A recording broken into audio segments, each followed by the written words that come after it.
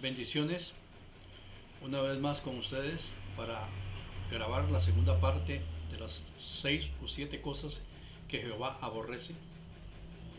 Vamos a proseguir y para ello vamos a leer de nuevo sus versos, que es muy importante que lo leamos. Y dice así en Proverbios 6, el verso 17 o 16 al 19. Dice: 6 cosas aborrece Jehová, y aún 7 abomina su alma. Aquí comienza a enumerar: los ojos altivos, la lengua mentirosa, las manos derramadoras de sangre inocente, el corazón que maquina pensamientos inicuos, los pies presurosos para correr al mal, el testigo falso que habla mentiras y el que siembra discordia entre hermanos. Que Dios bendiga su santa palabra. Hemos visto las primeras 3 cosas, vimos en la parte 1. Las primeras 3 cosas que vimos fue los ojos altivos, la lengua mentirosa y las manos derramadoras de sangre inocente. Vimos que cada una de estas acciones son procederes que Dios aborrece, que Dios repudia y que trae consecuencias nefastas para el practicante. Ahora queremos seguir adelante y mirar los otros 4 puntos que quedan, y vamos a tratar de avanzar con ello. Y para eso comenzamos con el punto número 4. Está en el verso 18, en la primera parte. Dice: el corazón que maquina pensamientos inicuos. ¿Qué entendemos por el corazón que maquina pensamientos inicuos? Dice: hace alusión a la fuente interna de maldad, a un corazón corrompido y enviciado en el mal, que en lugar de seguir la voluntad de Dios, está constantemente ideando planes y maldades, perversiones, y es el origen de las malas acciones. Bueno, eso lo dice el 6:18, ¿verdad? El corazón que maquina pensamientos inicuos. Es el origen. ¿Dónde está? Está en el corazón. Está en el corazón.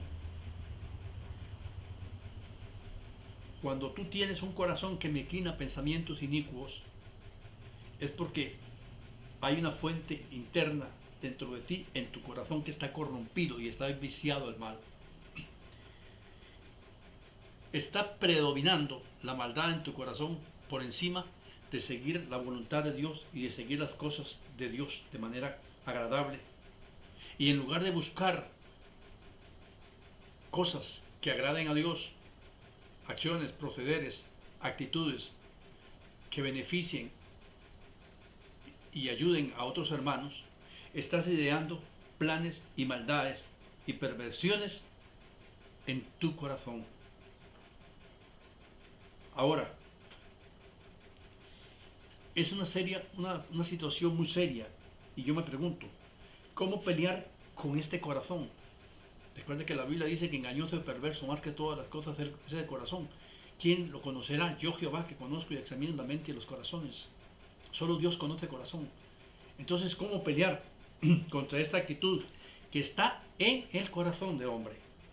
¿Cómo pelear?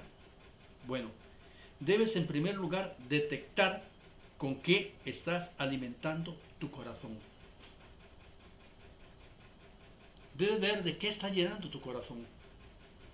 Porque depende de lo que tú estés echando tu corazón a tu mente, eso va a salir de ti. Eres lo que piensas. Hay un dicho que dice, ¿verdad? Y recuerda que la Escritura nos dice que de la abundancia del corazón habla la boca. También dice la palabra o la Biblia que por su fruto los conoceréis. Mateo 7:10.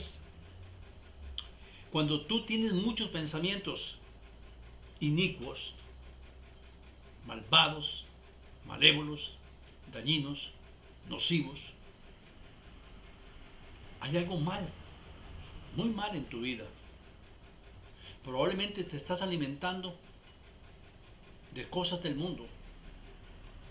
Te estás alimentando de hostilidad, de agresividad, de carnalidad, de groserías y quién sabe cuántas cosas más y estás dejando de las prácticas y las virtudes sanas a un lado. Por eso el proceder de tu corazón es llevar a tu mente lo que hay en él, y lo que hay en él contrarresta lo que debería haber en un cristiano. Entonces, ¿cómo peleo esta batalla? Detectando que estás haciéndote un autoexamen y entendiendo qué hay en tu corazón, porque lo que hay en tu corazón va a salir por tu boca, pero antes de salir por tu boca va a maquinar en tus pensamientos, y esos pensamientos van a ser inicuos, malos, sin ley. El hombre que maquina pensamientos inicuos va contra la ley. Primeramente va contra Dios, luego va contra las leyes de la tierra, contra las leyes morales, espirituales, luego va contra sí mismo, porque si eres cristiano, debes comportarte como cristiano, pero el cristiano no puede estar pensando de manera negativa. ¿Qué dice la palabra de Dios? Por lo demás, hermanos míos, todo lo bueno, todo lo puro, todo lo amable, todo lo honesto, si hay virtud alguna, si hay Dios digno de alabanza, en esto pensad. Filipenses 4:8. Trae esos pensamientos a tu mente, lo puro.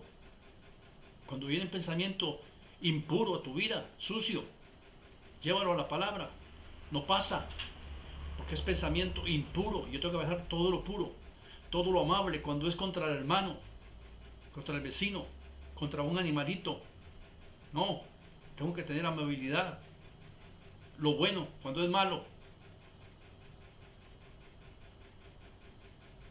filtra tus pensamientos, filtralos.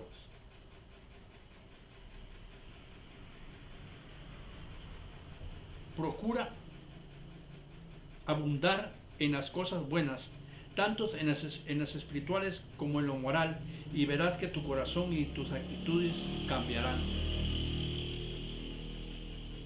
Cambia de práctica, cambia de alimentación, cambia de las formas de vivir. Muchas veces los cristianos viven como los mundanos y quieren comportarse, actuar y hablar como cristianos, pero su vida es una vida mundana. Por tanto, lo que va a reflejar es lo que hay dentro de sí, mundanalidad. Y en la mundanalidad abunda los pensamientos inicuos. Abundan, porque eso es lo que es el hombre. El hombre sin Dios está viciado a las cosas del mal. Y si tú estás viviendo una vida carnal, una vida natural, más en lo natural que en lo espiritual, por supuesto que la carne se va a levantar con mucha fortaleza y con mucha fuerza en tu vida. Por tanto, para pelear contra ello necesitas aplacar esa carne, ponerla bajo sugestión, poner a tu espíritu a gobernar. Y para ello necesitas hacer cambios radicales y fuertes en tu vida. No es solamente que a ti se te antoja hacer un cambio porque quieres hacer un cambio, no. Es que necesitas de un cambio de vida. Y todo vuestro ser, cuerpo, alma y espíritu sean guardados irreprensibles para Dios. Entonces necesitamos hacer un cambio. Cuando los pensamientos en tu corazón, en tu mente, abundan hacia el mal, haz el cambio, pero hazlo ya. Comienza ya. Combate esos pensamientos llenando tu corazón de cosas buenas y mirarás cómo van a cambiar estas situaciones y tu corazón no va a estar maquinando de continuo pensamientos inicuos. Punto número 5. Los pies presurosos para correr al mal. Verso 18, parte segunda. Los pies presurosos para correr al mal. ¿Qué son los pies presurosos para correr al mal? Los pies simbólicamente representan el camino o la dirección de la vida de una persona, es decir, de un cristiano. Si los pies simbolizan el camino o la dirección de nuestras vidas, dice aquí que los pies presurosos para correr al mal, y una carrera apresurada hacia la maldad indica una falta de autocontrol y un corazón que maquina pensamientos inicuos siguiendo con los de antes es una advertencia contra el comportamiento impulsivo y una invitación a elegir el camino de la sabiduría y la rectitud que agrada a Dios. Vamos a ir poco a poco. Los pies presurosos para correr al mal. Hay un salmo que casualmente no lo busqué, o un proverbio que dice: vamos y acechemos al justo sin causa alguna, ataquémosla, despojémoslo.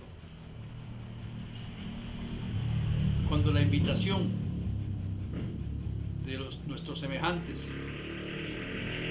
porque no diría que amigos, ni diría que amistades, nos invitan hacia la maldad, a hacer algo que es indebido, y te ves tentado y de cierta forma seducido a correr hacia allá, ten cuidado, porque estás practicando los pies presurosos para correr al mal. Estás prestando atención, porque eso te llama la atención, valga la redundancia, porque eso te invita a hacer una maldad. Está evidenciando o pone en evidencia que te falta control y que tu corazón está afectado. Esto de correr presurosos al mal es una tendencia, y el entusiasmo de una persona por hacer el mal es un estilo de vida que se aleja de la justicia y se apresura a ejecutar planes perversos.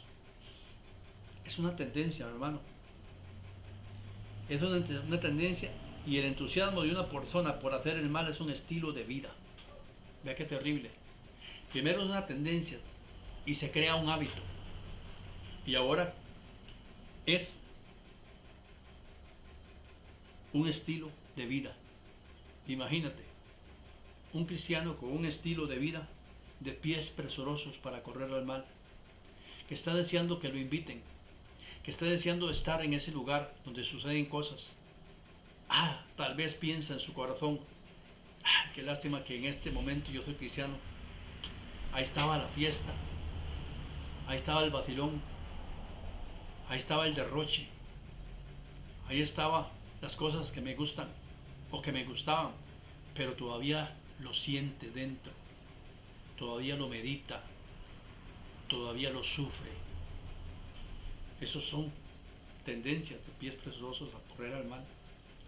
Cuando lo que hace el mundo y la gente del mundo aún te seduce, aún te intriga, aún dices: qué lástima, hermano mío, sácalo de tu corazón, porque eso está evidenciando que te falta un cambio profundo y radical en tu corazón. Ahora, ¿cómo corregimos estos pies presurosos para correr al mal? ¿Cómo corregimos esta actitud que vemos que nos está seduciendo, que vemos que nos lastima en nuestro ego y en nuestra carne? Porque quizás la semana pasada yo no era cristiano, la semana pasada yo me hubiera ido y hubiera montado en esa fiesta, y estás como la mujer de Lot, todavía mirando atrás. ¿Cómo corregimos esta situación? Lo primero que debes hacer es: calza tus pies con el evangelio de la paz, según el Efesios 6:15, y calzado vuestros pies con el evangelio del apresto de la paz. ¿Sí? Primero, asegúrate de que tienes los pies del evangelio bien puestos, que estás calzado con esos pies, que estás en la posición que Dios te dio y que tienes que sostener como cristiano. Primero asegúrate, escuche, primero asegúrate que eres cristiano, nacido de nuevo, y tienes los pies en el lugar correcto. Esto cambiará de forma radical el rumbo de tus pies, porque si tus pies están afirmados en el evangelio del apresto de la paz, buscarás la paz, buscarás las cosas buenas, buscarás la amabilidad, buscarás el ayudar. No te lamentarás porque no vas a hacer el mal, sino todo lo contrario, darás gloria a Dios porque no estás en esa práctica y Dios te sacó de ese mundo vil para que escapes de esas prácticas. Entonces el rumbo de tus pies será otro y no correrás al mal. Bienaventurado, dice, hay un pasaje que dice Cuán hermosos son los pies de los que os anuncian las buenas nuevas de salvación. Irán, dice, llorando, regando la semilla, pero volverán cantando y trayendo sus gravillas. Claro, cambiarás el rumbo, pero primero asegúrate que estás en el Evangelio de Dios. Primero te asegúrate que estás en Dios, que sos hijo de Dios, que sos nacido de nuevo, que sos lo que dices que sos. Digo, esto cambia radicalmente el rumbo de tus pies. Recuerda que no nos ha dado Dios, ¿qué? Espíritu de cobardía, sino de amor, de poder y de dominio propio. Es importante tener el control de tu vida y que no las emociones sean las que te controlen. Primero ten control. Sé tú quien controlas tu vida. Sé tú quien controlas tu mente, tus acciones y tus emociones, pero bajo la dirección del Espíritu Santo. Por eso digo, primero estás parado en el Evangelio del apresto de la paz. Primero sos hijo de Dios, primero sos nacido de nuevo, primero estás parado en la brecha, en la posición de sostenimiento, de firmeza, de la salvación que Dios te ha entregado, y ahora controla a través del Espíritu Santo tus emociones, y seas tú el que la controlas y no las emociones, tu vida. Dice, busca de manera continua cómo agradar a Dios. Y si no sabes cómo hacerlo, y pedir mucha sabiduría a Dios. Hermanos, ¿está alguno entre vosotros, dice la palabra de Dios, falto de sabiduría? Pídasela a Dios, el cual se dará en abundancia y sin reproche, y le será dado. Santiago 1:5. Pida sabiduría a Dios cuando no sabes qué hacer. Pide sabiduría a Dios cuando estás luchando. No te quedes en el camino. Mi pueblo pereció porque le faltó ¿qué? Conocimiento. Pida a Dios sabiduría. Pida a Dios discernimiento. Pida a Dios dirección. Pide. Porque eres hijo de Dios y estás en la posición correcta para pedir a Dios. Pedid y se os dará, ¿no es cierto? Se supone que un hijo de Dios no debiera estar luchando con esto. Por supuesto. Un hijo de Dios no debería estar luchando contra los pies presurosos para correr al mal. No debería estar un hijo de Dios luchando con esto. Pero ¿qué pasa entonces? ¿Por qué se da eso tanto en nosotros los cristianos? Bueno, creo que es sencillo. El cristiano que no redime su tiempo de forma sana y segura estará expuesto y vulnerable a los constantes ataques y maquinaciones del enemigo. Sí, si no redimes tu tiempo de forma efectiva y segura y sana, estarás expuesto. Yo te podría decir, ¿cuántas horas pasas expuesto a las redes sociales? ¿Cuántas horas pasas con tu celular, con tu tablet, con tu computadora, en cosas vanas? Redime tu tiempo de forma segura, para que no estés vulnerable.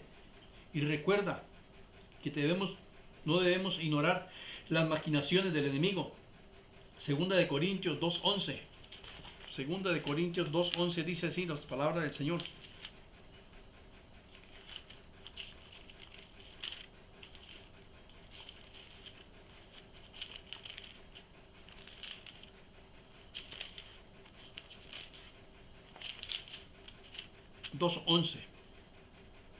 Para que Satanás no gane ventaja alguna sobre nosotros, pues no ignoramos sus maquinaciones. Si empleas el tiempo de forma, vamos a decirlo, insana, de forma errónea, desperdiciando tu tiempo. Recuerda que la Biblia dice redimiendo bien el tiempo, porque los días son como malos. Claro, Satanás no tiene de paro alguno de ganar ventaja cuando tú le ofreces tu tiempo para gastar en vanerías, en cosas vanas, y él maquina allí, en ese secreto, en ese tiempo que te tiene atrapado, que tú no le das a Dios ni te lo das en cosas importantes. Él gana ventaja en ti y te hace vulnerable y te expones a sus ataques. Es decir, se trata de estar siempre en guardia y celoso de la grande salvación que Dios nos regaló.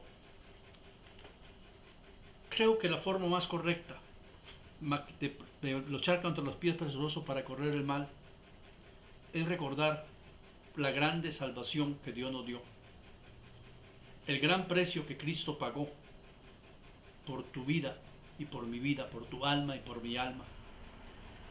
Cuando tú valoras el sacrificio de Cristo en la cruz del Calvario, cuando tú valoras que el Santo de Dios, Dios hecho carne, descendió a esta tierra y murió en tu lugar en una cruz, sufrió tu vergüenza, tu castigo, sin haber infringido la ley, sin haberse hallado mentira en su boca. Cuando tú valoras el sacrificio que Cristo hizo, estos pies no correrán al mal. Probablemente se doblarán y caerán de rodillas, implorando a Dios que le ayude a respetar la sangre de Cristo Jesús, porque no dará a Dios por inocente aquel que pisoteare la sangre del Hijo de Dios. Recuerda, es cosa seria, fue el precio de la sangre del Cordero de Dios. Y cuando hacemos estas cosas, estamos pisoteando la sangre de Cristo y Él no nos dará por inocentes. Entonces, luchar contra los pies presurosos es afirmarnos en la grande salvación que Dios nos dio, calzando nuestros pies con el calzado del Evangelio del apresto de la paz y estando en guardia y velando nuestro tiempo, en qué lo empleamos y de qué forma lo usamos. Punto número 6. El testigo falso que habla mentira, verso 19, parte 1. El testigo falso que habla mentira. Aquí dice, nos estamos refiriendo a alguien que da un testimonio falso contra una o varias personas con el fin de perjudicarlos. Aquí se habla especialmente en el ámbito de un tribunal, en una corte. O también se puede hablar de alguien que difama y calumnia a su prójimo en la vida diaria. Este acto, es decir, esta lengua mentirosa o este testigo falso que habla mentira, viola el noveno mandamiento, Éxodo 20:16. ¿Qué dice en Éxodo 20:16? Y es aborrecido por Dios. Éxodo 20:16 dice: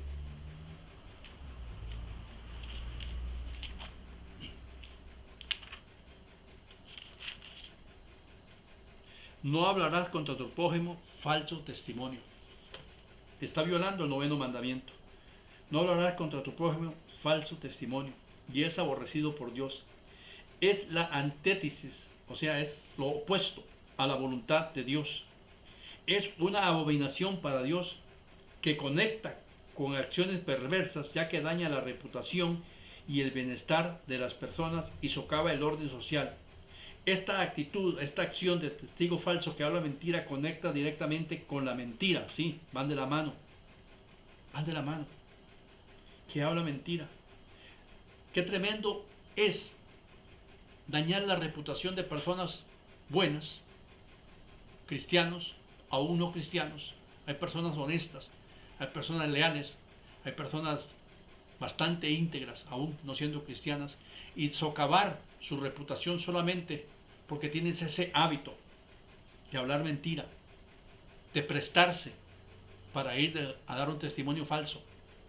Es grave, porque un testigo es una persona que, valga la redundancia, atestigua de algo que vio u oyó.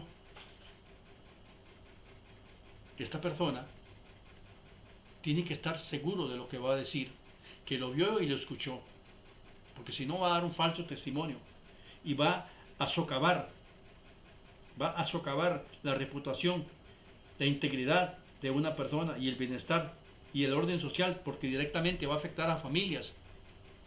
Ahora, esto trae consecuencias legales, claro, ahora y en el Antiguo Testamento, pero aquí, como estamos en Proverbios, estamos en el Antiguo Testamento. En el Antiguo Testamento, el falso testimonio en un juicio, oiga, podía acarrear el mismo castigo que había recibido la persona condenada. ¿Escuchó? Si a una persona la condenaba, no sé, vamos a decir que la condenaba a 3 años cárcel y trabajos forzados, y luego se daban cuenta que el testigo por el cual esta persona fue condenada habló un testimonio de mentira, este testigo era llamado y se le imponía la misma clase de castigo que había recibido la persona condenada. O sea, trae consecuencias legales.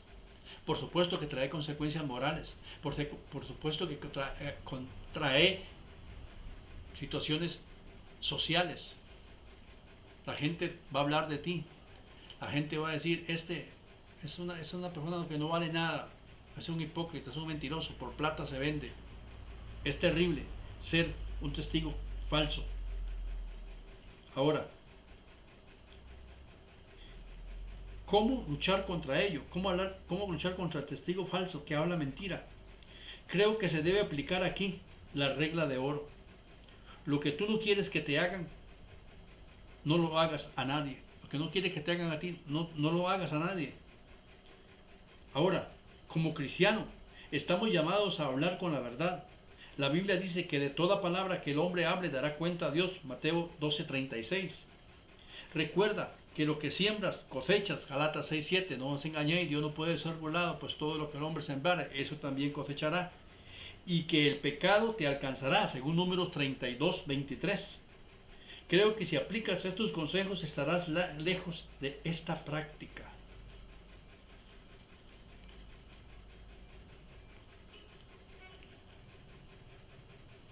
Terrible, ¿verdad? La regla de oro se aplica en todos los aspectos de la vida. A ti no te gustaría que alguien venga y dé un mal informe de ti, digamos, a tu patrón, a tu jefe, cuando es una mentira. Y que por esa mentira no solo pierdas el trabajo. Eso es terrible. Eso es duro de sufrir. Pero si tú no quieres que te lo hagan a ti, no lo hagas a otro. Habla verdad. La Biblia dice que en cuanto dependa de vosotros, estar en paz los unos con los otros. Así que luchemos contra el testimonio falso y no seamos falsos testigos de Dios. Pasamos al punto número 7. El número 7 dice: el testigo falso que habla mentiras y el que siembra discordia entre hermanos. Habla de una persona que usa el chisme, las mentiras, las acusaciones o las calumnias, todo para crear división y conflicto entre los cristianos principalmente, siendo un comportamiento que Dios detesta. Esta acción es considerada como un pecado grave, porque destruye la unidad en toda área en la que se involucra, que a la vez la unidad es un pilar fundamental en la familia de Dios y un reflejo del amor divino, y está atentando contra la unidad de la iglesia. ¿Qué oró Jesús en Juan 17:11? Que seamos uno, como tú y yo somos uno. Jesús oró al Padre para que la iglesia de Él estuviera unida y por eso conocieran que era la iglesia del Señor. Vamos a ver qué dice 17:11 de Juan. Dice, y ya no estoy en el mundo, mas estos están en el mundo, y yo voy a ti, Padre Santo, lo que me has dado, guárdalos en tu nombre para que sean uno, así como nosotros. Cristo estableció la unidad de la iglesia y el propósito de que fueran uno como Él y el Padre. Y esto de sembrar discordia entre hermanos va directamente contra la unidad. Esa unidad fundamental que Dios quiere que tengamos. Es también un acto deliberado de causar división y usar todo lo que esté a su alcance para este malévolo objetivo y generar un impacto destructivo, y se opone al llamado de la unidad entre los creyentes y es una total ofensa a Dios. El que siembra discordia entre hermanos. Antes dije que en cuanto dependa de vosotros, estad en paz con todos. Pero si tú andas sembrando discordias, si tú andas chismeando, si tú andas mintiendo, si andas difamando a los hermanos, si andas corriendo rumores sin tan siquiera darse cuenta si es cierto, sin sacar el momento para saber si eso es así, Cuidado, hermano mío, cuidado, porque estás trabajando para el otro y no para Dios. ¿Cómo combatir el que siembra discordia entre hermanos? ¿Cómo combatir este hábito de sembrar discordia entre hermanos? La Biblia nos dice que el que causa divisiones debe ser confrontado, según Tito 3:10 al 11. Tito 3:10 al 11.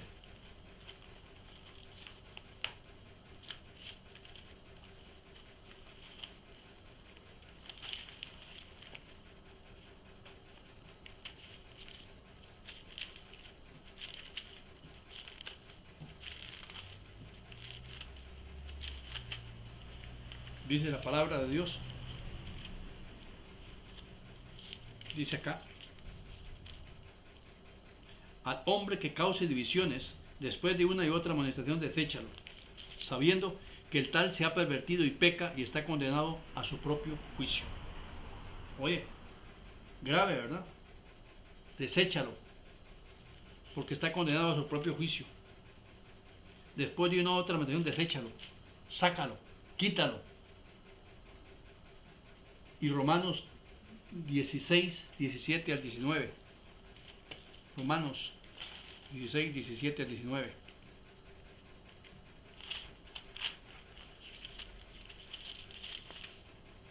Dice: mas ruego, hermanos, que os fijéis en los que causan divisiones y tropiezos en contra de la doctrina que vosotros habéis aprendido, y que os apartéis de ellos. Porque tales personas no sirven a nuestro Señor Jesucristo, sino a sus propios vientres, y con suaves palabras y lisonjas engañan los corazones de los ingenuos.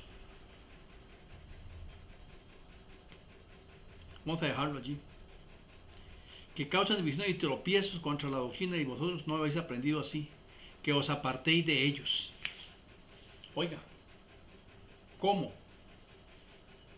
debemos actuar? En base a estos textos bíblicos debemos velar para que estas personas no estén en esa práctica continua en las congregaciones, y de manera singular tú y yo como cristianos debemos ser pacificadores, según Mateo 5:9. Bienaventurados los pacificadores, que dice la palabra. De forma negativa, entonces debemos apartarnos de los que crean dificultades y peleas. Siempre debemos ser un ejemplo en conducta, fe y amor. Mira de Timoteo 4:12, que dice: mas tú muéstrate en todo, en conducta, palabra, fe y amor. El andar digno del cristiano disipa y elude esta práctica nociva y dañina. ¿Cómo? ¿Cómo la combatimos entonces? En un andar digno del cristiano, en un andar de obediencia, de velar, de cuidar, de increpar a las personas que practican tales cosas. Ahora quiero hacer una aplicación general de lo que vimos. Y debemos interpretar que estos versos que leímos de Proverbios 6, del 16 al 19, enumeran las acciones y actitudes que Dios odia y considera abominables, y no invitan a la reflexión teológica. O sea, no es una invitación a una reflexión teológica o a la condenación o a condenar a alguien personalmente, sino invita a la renuncia de la maldad y a la búsqueda de la virtud en la vida diaria. Es decir, no ataques la persona, ataca la actitud, y procura que esta persona cambie esa actitud por una virtud en Dios en la vida diaria. Reflexionar sobre la sabiduría práctica y a la enseñanza de vidas, o sea, y a las enseñanzas de vida. Aplicar los principios a tu vida, renunciar al mal, vivir una vida íntegra, entender la intención de Dios, un Dios de amor que odia el pecado y la maldad, y apegarnos a la esperanza que tenemos en Cristo Jesús. Es decir, es un ejemplo práctico de vida cristiana lo que nos está enseñando aquí, de apartarnos de estas cosas que socavan los fundamentos de la palabra de Dios, que socavan lo que Dios nos ha invitado a hacer, y vivir una vida práctica, vivir una vida íntegra, vivir una vida sana, una vida con intención hacia Dios, y recordar que Dios, que es un Dios de amor, está en contra y odia estas prácticas, y apegarnos a la esperanza que tenemos en Cristo Jesús, la esperanza bienaventurada y bendita, que pronto vendrá el Señor y recogerá a su pueblo. Pero entre tanto que vivimos aquí, seamos dignos de la vocación de lo que fuimos llamados, y aborrezcamos el mal, busquemos el bien, Busquemos la paz y sigámosla. Que esta meditación sea de bendición para vuestras vidas.